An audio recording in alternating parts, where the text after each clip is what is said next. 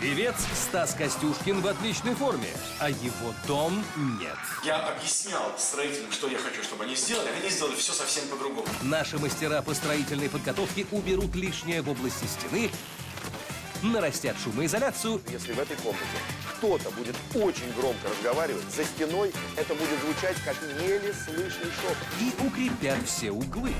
Ремонт по-честному. Новые выпуски в субботу в 10:40 на РЕН-ТВ.